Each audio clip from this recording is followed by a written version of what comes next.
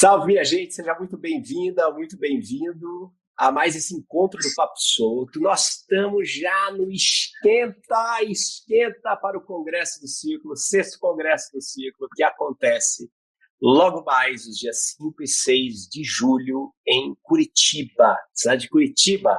O tema desse ano é Ágil na Chácara, o que você vê, e a gente está trazendo um monte de uma galera totalmente diferente, diversificada, justamente porque nós queremos ampliar as nossas perspectivas. E hoje eu vou conversar com o Marco, que é um empresário, está lá em Minas Gerais, no epicentro da região metropolitana de Santa Rita do Sapucaí. Você já deve ter ouvido falar, o cara que pensa, está no movimento Hacktown, está levando esse negócio adiante. Nós vamos conversar e nós vamos descobrir hoje os bastidores um pouquinho do Hacktown, viu? Vai ser só um gostinho ali para você ficar sabendo, mas eu vou falar para você. Eu acho que tem bastidores exoconscientes ali. Tá começando mais um Papo Solto, fica com a gente. Cause faith and love is all you need. This whole world doesn't see. Someday we could all be free. We could change the world if we would just believe. Cause faith and love is all you need. This whole world doesn't see. Someday we could all be free. Yeah, we could change the world if we would just believe. Oh, love is where you are. Just know that love is wherever you are. It will never be too far. Oh, no. Oh, love is where you are. Just know that love is wherever you are. It will never be too far. Oh, no.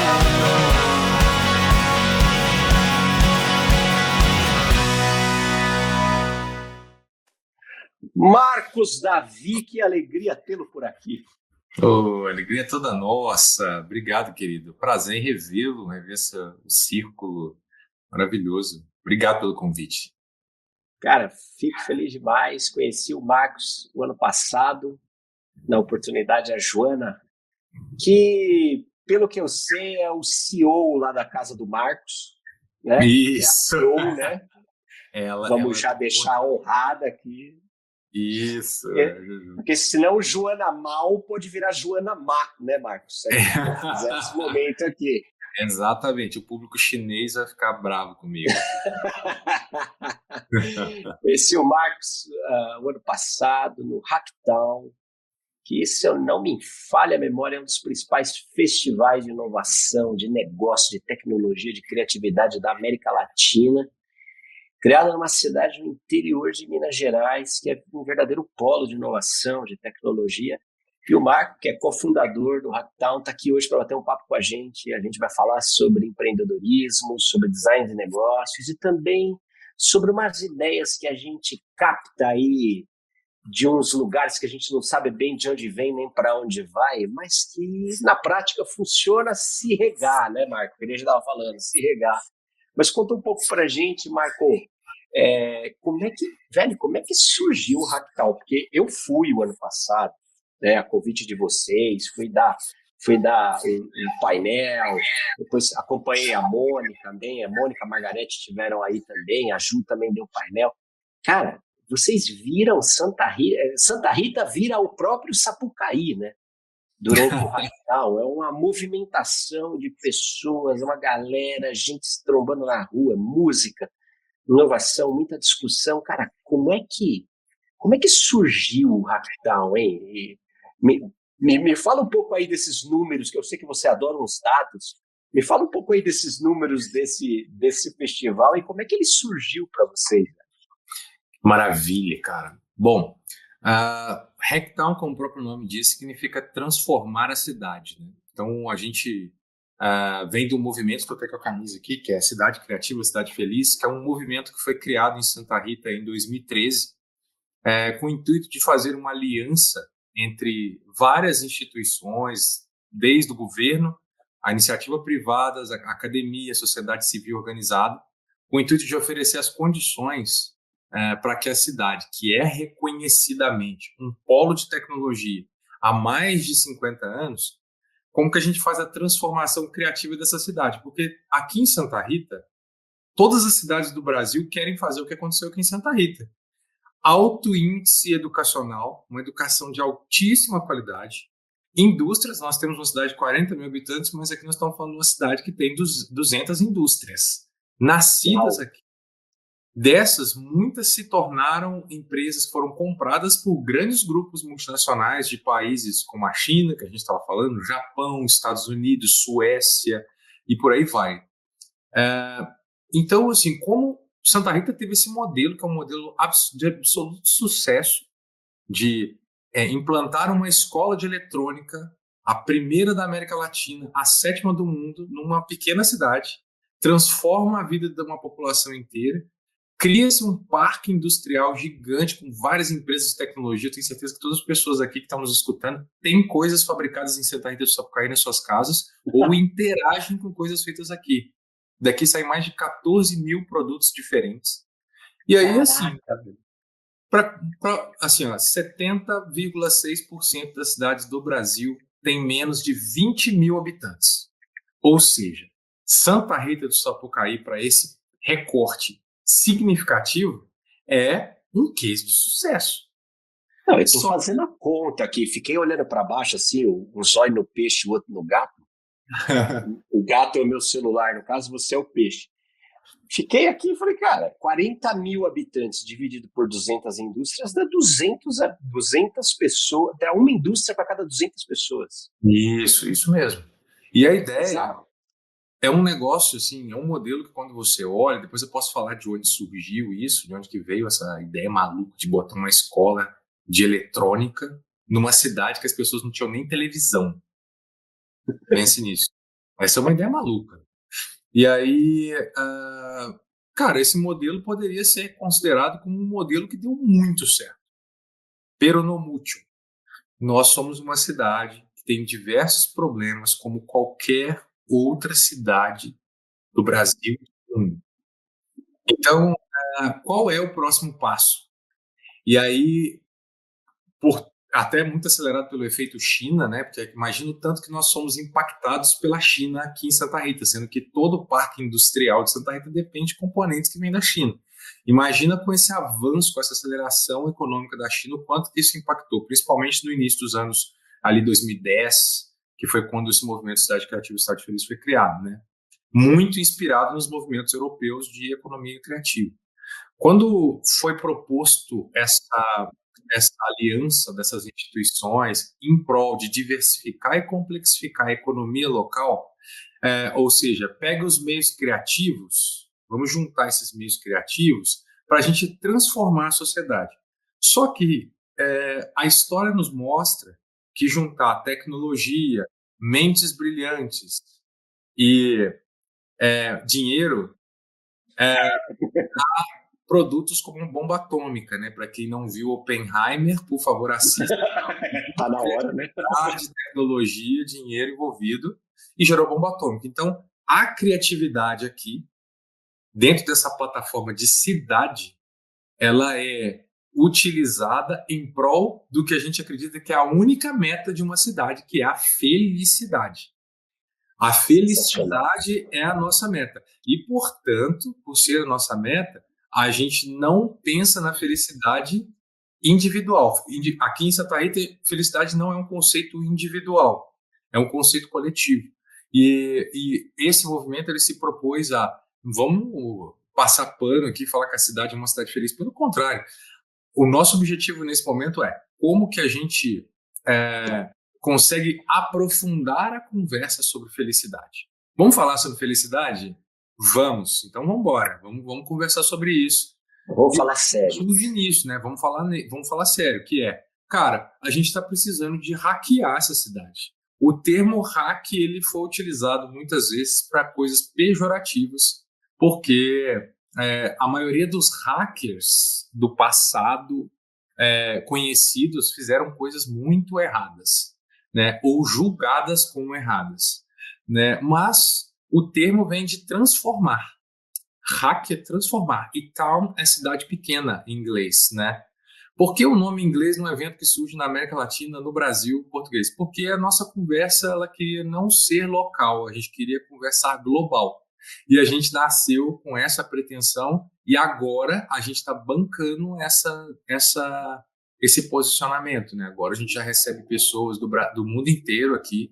Ano passado foram 10.100 pessoas inscritas, de 25 estados do Brasil, 10 países, e mais umas 5.000 pessoas, a estimativa de pessoas não inscritas, porque o festival hoje, a gente se orgulha bastante disso, nós somos o maior line-up do país hoje. Na verdade, na América Latina, não existe um outro evento com a quantidade de conteúdo de ativações que nós temos. Nós estamos falando assim, ano passado nós tivemos 900 speakers, não tem nada assim no Brasil hoje. A gente é maior que os 4 outros eventos do Brasil nessa categoria juntos. Só que, ao mesmo tempo, nós estamos falando de uma cidadezinha de 40 mil habitantes no sul de Minas Gerais, com todas as suas dificuldades, né? Então, quando a gente olha um cenário como esse, a transformação, ela virou nossa bandeira. Vamos transformar essa cidade e, para isso, a gente precisa de fazer o seguinte: pessoas venham conhecer Santa Rita. Santa Rita é uma cidade muito legal. Não temos os melhores ativos turísticos, não temos monumentos ou grandes monumentos, mas a gente tem uma galera aqui que aprendeu uma coisa e que vem aprendendo ao longo dos anos que é fundamental, que é colaboração. Aqui as pessoas colaboram. E isso é fato, assim, existe um nível de colaboração do santarritense absurdo, portanto, é uma cidade que tem, apesar de ser conservadora, dizem que cidades com nome de santo têm essa capacidade de serem bem conservadoras, mas é uma cidade com mente aberta, com o intuito de colaborar umas com as outras. E isso acabou dando a plataforma ideal para que a gente pudesse arriscar fazer algo nesse sentido, despretensiosamente, porque o Hacktown nasce em 2016, esse ano a gente está na 8ª edição. Quando ele nasceu em 2016, a gente projetou ele para 50 pessoas. Então ele nasceu para 50 pessoas e quando a gente abriu as vendas, vieram 600. E aí a gente teve Nossa, que se virar. que agradável surpresa, não? Super agradável surpresa. Em 30 dias você replanejar um evento que era para 50 para 600 pessoas. E foi um caos. Foi um caos, assim. E a gente conseguiu organizar e as pessoas gostaram. Esse que foi a pior coisa, né? Melhor coisa. As pessoas pediram, falaram assim, pô, vocês podiam fazer de novo. Como era fevereiro de 2016, a gente falou, tá, vamos fazer de novo numa época que não chove, porque no meio desse pau quebrando de gente que veio do Brasil inteiro para cá para participar, choveu, clima de montanha, né? Nós estamos realmente, tem vale surgindo, vale de não sei o que no Brasil inteiro. Aqui realmente nós somos um vale.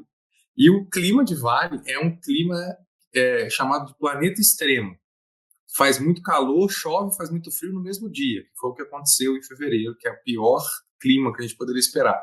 E a gente fez de novo numa data que é muito simbólica para nós, que é a data da independência, né, do Brasil, que foi 7 de setembro de 2016. Quando a gente fez essa data, a gente tinha uma ideia que era o seguinte: vamos celebrar a interdependência do Brasil, vamos ressignificar, porque na real, a independência ela é um processo de consciência muito rápido e transitório, porque a gente não é independente, né? E a gente usou esse termo, vamos celebrar a interdependência e tal. Foi um sucesso. Nessa segunda edição já vieram 1.500 pessoas e foi 2 dias. O primeiro tinha sido um dia só, não comentei. Ao longo dos anos, aí as pessoas pediram, faz de novo, só que eu falei, cara, não dá, porque eu não empreendi, eu não me considerava produtor de eventos. Eu estava fazendo uma coisa que eu queria ver acontecer no mundo. Eu tinha uma outra empresa de tecnologia, e uma empresa de tecnologia na educação, assim, muito legal o ciclo. Eu me lembro de conhecer o ciclo no meio dessa jornada, assim, muito interessante que vocês fazem. A gente tinha uma pegada bem parecida. E aí era part-time, né? Tanto meu quanto dos meus sócios, né? A gente até hoje é part-time, a gente não fica completamente focado nisso, cada um tem suas outras empreitadas na vida. E aí a gente falou, vamos fazer anual, porque não dá para fazer 2, cara. Muito trabalho e tal. E aí, a partir de 2017, ele passa a ser anual. E esse ano, com a exceção dos 2 anos de pandemia, a gente está celebrando a 8ª edição já do festival. indo para 12 mil pessoas credenciadas, cerca de mais 8 mil não credenciadas. Então, eu vou pegar mais 20 mil pessoas e adicionar a camada de Santa Rita do Sapucaí. A gente espera bater também o recorde de 10 países e trazer mais gente de fora para colaborar, né? Traz as mentes brilhantes para cá, para elas chocarem com as mentes brilhantes daqui, e assim todo mundo sai daqui levando alguma coisinha no chapéu, né? O ano passado isso me surpreendeu bastante, que você ouvia todo tipo de língua em todo canto, em cada boteco, cada restaurante, cada praça, você tinha muita gente. A gente mesmo voltou dividindo o táxi com o australiano que morava em Nova York, veio terapeutizando no caminho com a gente na volta. Foi legal. Né? É uma pujança muito interessante, festivais palcos de música acontecendo na cidade inteira, gente, é sensacional. Se vocês não foram, realmente vale a pena. E, Marco, interessante, porque enquanto você falava desse elemento que é o grande diferencial aí, né, que é a criatividade, né? A criatividade, ela é colaborativa, ela acontece, né? E você falando, eu percebi talvez uma coisa que eu não tivesse percebido antes, mas do quanto tua chegada ou a tua presença lá no Congresso do Círculo esse ano é extremamente simbólica e sincrônica, porque quando a gente fala de criatividade, cara, falando de um pouco de neurociência, nós estamos falando do córtex frontal, né?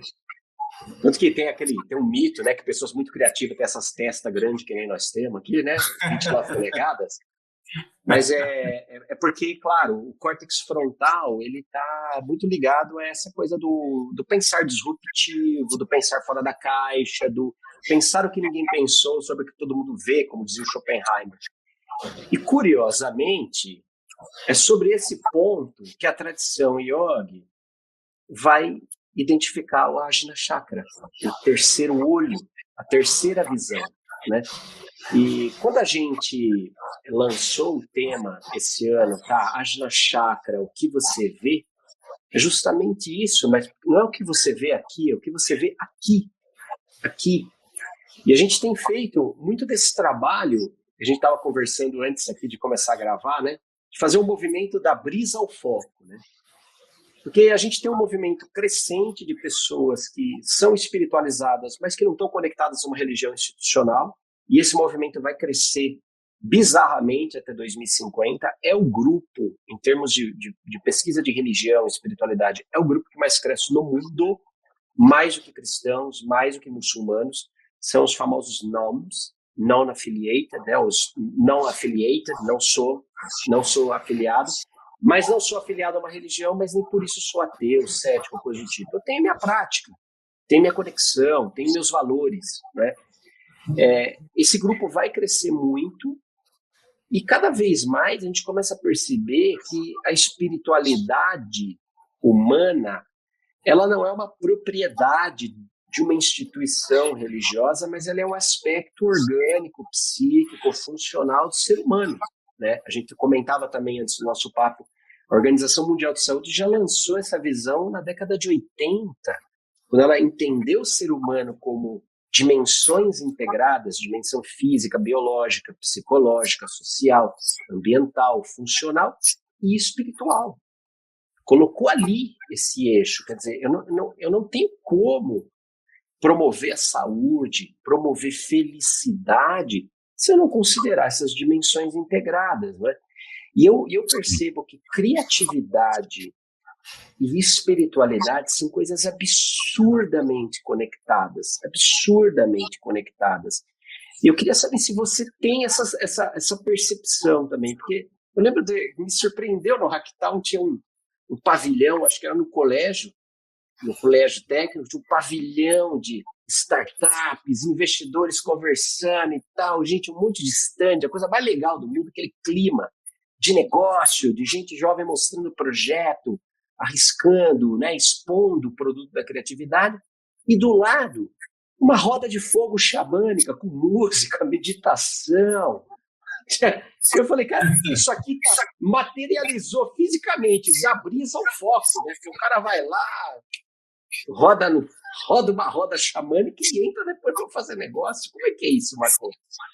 Legal isso, né? Que bom que você percebeu. A gente, bom, não é à toa que aquelas duas coisas estão ao lado da outra, né? Você está falando de um espaço especificamente que a gente tem lá, que é o espaço Elemento, que foi um espaço concebido para poder trazer essa cabeça mais universalista da história, né? Que é esse non aí, que eu não conhecia esse termo, achei fantástico. E ali, o xamanismo, ele, em sua concepção primordial, ele é uma forma diferente de falar do non. É a mesma coisa.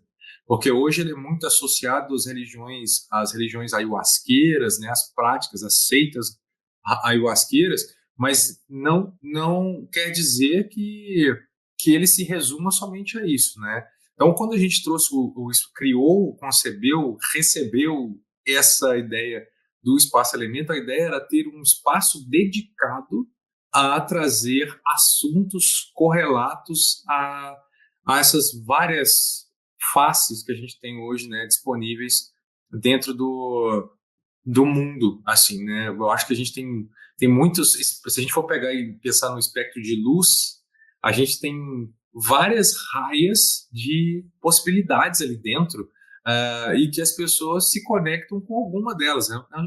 É simplesmente puramente frequencial, eu acredito, né? Da pessoa se afinizar com uma determinada religião e tal. Eu me considero, eu tenho um nome, eu acho que eu seria um all, eu seria um assim, ó, cara, se me chamar para ir para qualquer coisa, eu sentindo de ir, eu vou mesmo, acho super interessante, eu tive experiências incríveis em diversas linhas e eu acho isso muito rico, mas eu acabo não não me pega muito. Não fico com vontade de ir muito a fundo nessas coisas, porque a gente sabe que a religião é feita por homens, né? A religião é feita por homens, né? E eu busco o espírito. Então, aí é outro rolê, né? Ajuda, mas não... E até, né, Marco, talvez porque a gente seja non, a gente possa ser all. Ao mesmo tempo. E a gente observa esse movimento em toda a comunidade escolar do circo. É uma galera que às vezes não se encaixa, é uma galera que às vezes frequenta, mas esbarra no dogma, na estrutura, naquela coisa da instituição, do aqui pode, não pode, aqui tem que ser feito isso, tem que ser feito aquilo. A pessoa fala, tá, mas isso não faz sentido, mas aí não há espaço para questionar. E nisso, né, tenta aqui, bate ali, etc e tal. Aí vai para o nome. Quer dizer, cara, eu prefiro ser um livre pensador espiritualizado. E quando você chega nesse lugar, é muito legal, porque esse lugar te permite olhar com uma certa conexão a todas as expressões, reter aquilo que é bom e seguir viagem. Né? Então não às vezes a gente fala nome, eu bato muito nessa tecla da religião, mas eu entendo o papel da religião institucional, mas eu entendo também que cada vez mais tem um grupo grande de pessoas que vão ser livres, vão ser pensadores, que é um tipo de gente que às vezes incomoda em ambientes onde você tem uma regra rígida, uma liderança rígida, etc e tal. O pensador é o criativo, né? Sim. É o caralho do criativo, que você fala assim, porra, bicho, você tinha que levantar isso agora, aquela coisa, mas que é espiritualizado, quer dizer, que tem um certo sexto sentido, uma certa intuição, uma certa sabedoria de entender, né, a linguagem da vida, que a vida está conversando com a gente, né? E a gente a gente quer muito ouvir de você no congresso o lado B do empreendedorismo, porque a gente produz anualmente também o congresso do Círculo, e a gente sabe que realmente tem uma egrégora, né? Tem uma egrégora no sentido próprio mesmo da palavra, de ter uma reunião, um conjunto, um quantum de força mental de várias pessoas que começa a apontar para aquele lugar. E eu acredito que os bastidores, no meio do perrengue, deve acontecer muita coisa boa, hein? Deve acontecer muita coisa legal. Eu falo que o lado B aí, quando vocês me fizeram esse convite para falar dessa temática, eu achei incrível. apesar de bem desafiador para mim, né? Porque como eu falei, né? Eu sou um empreendedor, um empresário, né? E falar de coisas espirituais pode soar superficial, vindo do meu lugar de fala, visto que quando eu estou falando não tenho o, o, o léxico ali, como é que fala? O conjunto de coisas que Vocabulário. vocabulário que não tem. Mas eu vejo que é muito prático pelo seguinte, ó. Eu entendo que qualquer religião, qualquer seita, qualquer coisa, eles estão levando a gente para um entendimento que eu acredito que seja comum, que é a unidade. A unidade, assim, ó. Estão levando a gente para subir. Vamos subir, encontrar um ponto comum. Só que encontrar esse ponto comum significa que nessa caminhada a gente precisa de fazer as escolhas certas, né? Tá, tem que fazer as escolhas certas. E aí, tá. Quando a gente olha para dentro de uma cidade, que é a forma como o ser humano mais entendeu que era a melhor forma de se organizar com essa estrutura de cidade, etc., a gente vê hoje muito em alta um termo que é chamado de cidade inteligente. Bom, as pessoas acreditam que a cidade inteligente é aquela que tem mais sensores, atuadores, tecnologia, tal, drone.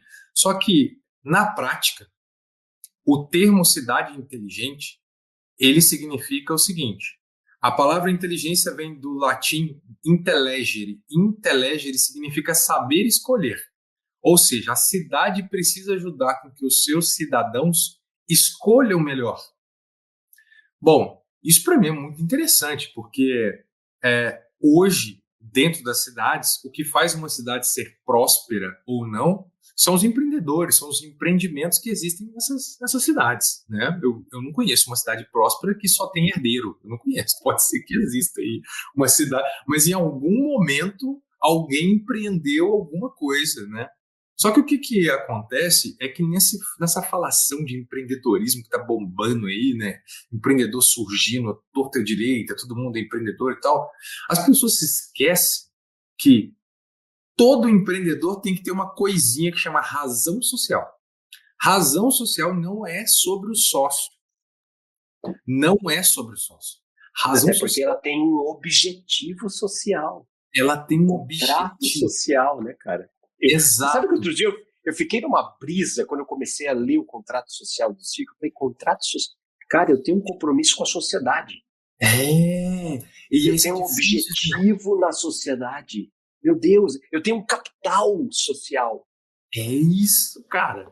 Olha, eu acho isso, quando eu falo, a gente fala muito para empreendedores, a gente tem uma aceleradora que chama Clear Purpose, que é propósito claro. A gente ensina os empreendedores, a gente não ensina, a gente atua com os empreendedores, a gente faz investimento, a gente faz aceleração de ecossistemas, de cidades, eu com a Joana, que é minha sócia, em todos os sentidos. A gente trabalha com os empreendedores, a gente sempre fala assim, cara, você existe por uma necessidade da sociedade. A sociedade está pedindo para a sua existência. Se a sociedade parar de pedir, você acaba. É simples assim.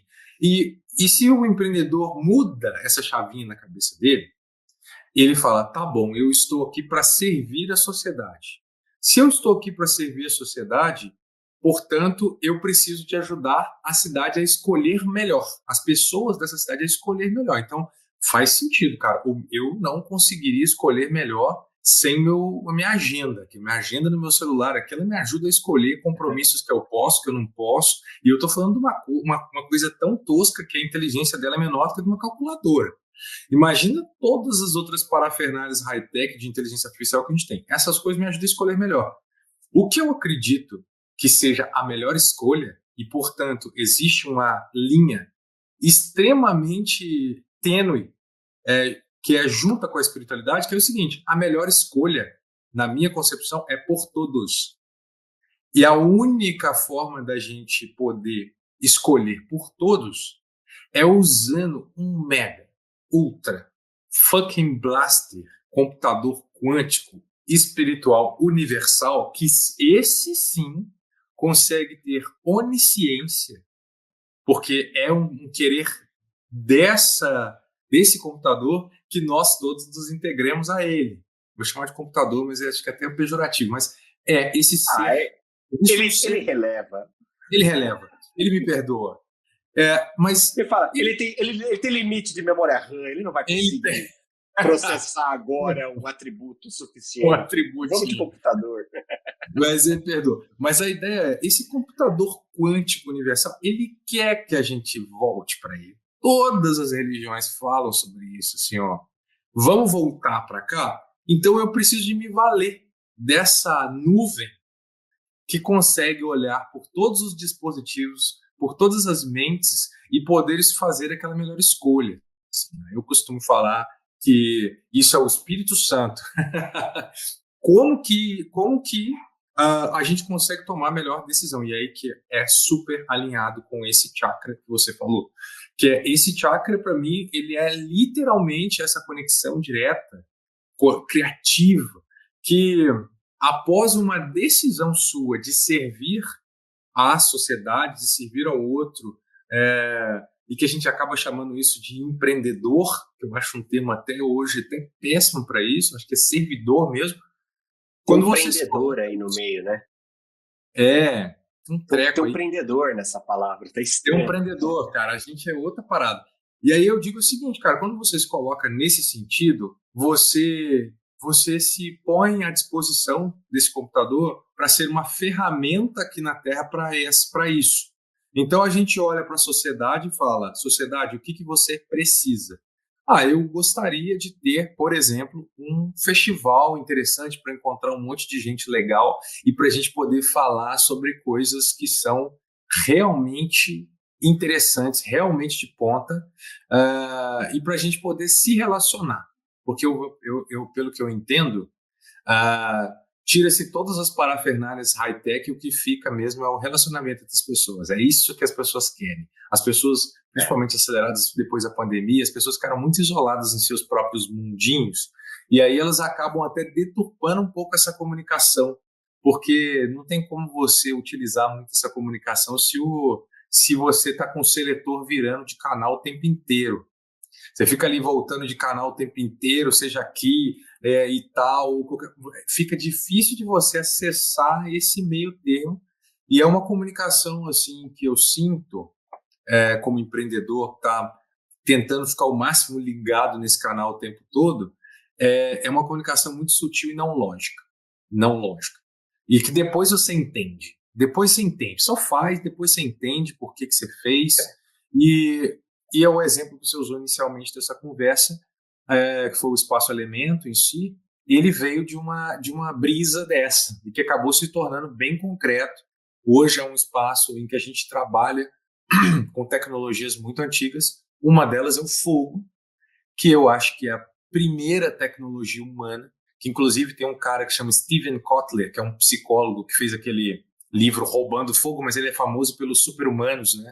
Um cara incrível que estudou o exército americano, os batalhões de elite do exército americano, entendendo que existia na mente desses caras super treinados. Caras assim, é um cara que custa 10 milhões de dólares o treinamento desse cara, que sozinho é um pequeno grupo de 10 pessoas, aqueles caras que entram dentro do Afeganistão e pegam Bin Laden, esses caras que ele estudou. E ele fala uma coisa que é assim, existe um lugar da mente que esses caras se conectam e eles funcionam como um só. Ele estudou esse treino. E nesse livro que ele faz esse relato, ele chama isso de roubando fogo, fazendo analogia ao mito de Prometeu, né? Que tem toda essa história do fogo dos deuses, né? Então ali a gente começa o Hacktown fazendo o acendimento do fogo, fazendo essa reverência a esse elemento tão importante na história da humanidade, um símbolo atemporal de tecnologia e de espiritualidade.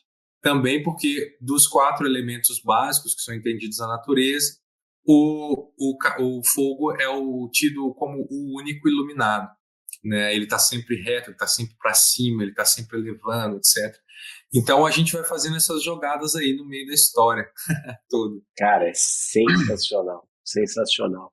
Até porque é uma tecnologia, e tecnologia, quando a gente fala tecnologia, eu gosto de desconstruir essa palavra. Tecnologia é o conhecimento que virou ferramenta.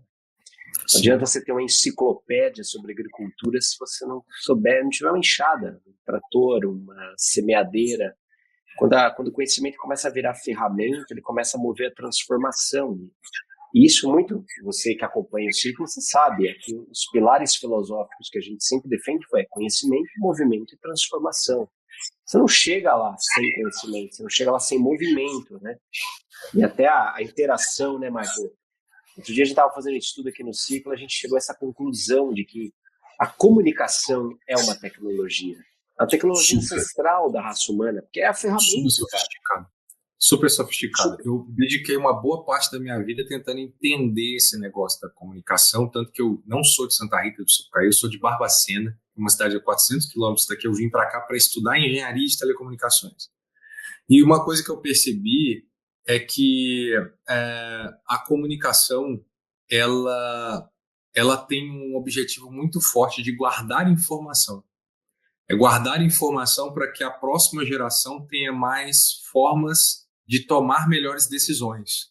Então, se você pega lá atrás no Homem das Cavernas, que só fazia grunhido, imagina a dificuldade que ele tinha de ensinar, vidas muito curtas, de ensinar a próxima geração para evitar ou para escolher melhor do que eles, né? Pô, essa planta aqui mata, esse bicho mata, naquele lugar ali tem tal coisa.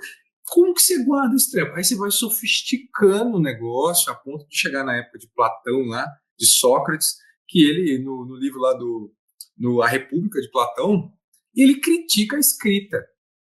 Ele faz uma crítica à escrita, porque a crítica era a forma da gente guardar a informação na oralidade era incrível, porque ela tinha algo que era como se você adicionasse uma variável ao texto, que é a entonação, a eloquência, aquela coisa toda, que eram discursos.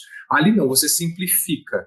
Mas, de certa forma, ela facilitou com que a gente guardasse essa informação de uma forma um pouco mais fidedigna, né? E que não dependesse tanto do interlocutor, né? Mas interessante que o Platão fez essa crítica por escrito. Ele fez. Não, ele não. Porque não foi ele que escreveu, né? Não foi ele que escreveu. Aí que tá, né? Ele criticava, mas alguém tava lá anotando, né, velho? É tipo isso, né? Mas eu entendo, eu entendo. Só chegou até nós porque está escrito, né? Porque tá escrito, é. Então, de certa forma, tinha uma crítica, e eu acho que cada vez mais a gente vai voltar a esse tempo onde que essas faculdades vão começar a ser mais relevantes. Porque tá aí o chat GPT, essas coisas eradas todas aí, elas estão deixando a coisa um pouco mais simples. E aí eu acredito que todas as coisas que podem ser consideradas, que podem ser substituídas pelo chat GPT ou por qualquer outra tecnologia, devem ser substituídas, porque não são humanas. Se está sendo possível de ser São substituído por uma mecânicas, máquina, né? são mecânicas. Então, o que, que é essa faculdade realmente humana, né? E aí eu acho que abre uma porta para a gente aí, para nos próximos momentos a gente elevar a nossa comunicação mesmo. E aí pode ser, e eu acredito que todo mundo do círculo aqui acredita nisso, porque a gente só fala disso aqui no círculo, né? Eu vejo muitos vídeos e tudo mais, acompanho bastante, até naquele documentário No Meio de Nós, maravilhoso. Pode ser que já a gente comece a provar, já está até começamos a fazer isso, a nossa comunicação com seres de altíssima consciência que estão aqui gritando no nosso ouvido, e por uma questão da gente estar com um canal de comunicação, que é base de qualquer comunicação, um canal poluído. Talvez já a gente comece a desistir de sujar o nosso canal e começar a ter essas comunicações para realmente chegar, né, naquela ideia que o Chico Xavier falava muito, né, da gente fazer parte de uma comunidade universal, né? Eu Você acho sabe que que A gente não pode conversar com um empreendedor que está em Minas Gerais sem lembrar do Chico. Já que você cabeceou, eu fecho com ele. Eu tenho uma visão muito parecida com você quando eu penso em inteligência artificial, né? Vi até um meme esses dias, falava assim, não, o que me preocupa não é o avanço da inteligência artificial, é o retrocesso da inteligência natural, né? O sujeito dizia. Mas eu lembro do Chico. Eu estudei profundamente várias biografias e principalmente a participação dele no programa Pinga Fogo de 71 e a galera perguntando para ele sobre coisas do futuro e ele tem uma frase lá que para mim é uma chave. Ele fala assim, ó, a própria automação, entenda quem quiser entender, a própria automação está nos dizendo que no futuro próximo a gente vai ser aposentado do trabalho mais rude. Ou seja, ó, vamos perder esses postos para nos dedicar à educação da nossa vida mental.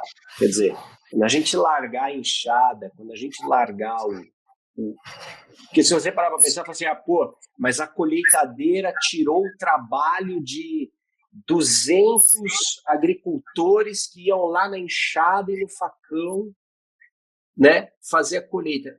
Assim, peraí, mas esse trabalho é humano? Quer dizer, todo o potencial que nós temos de ser humanos se resume a descer o facão na cana?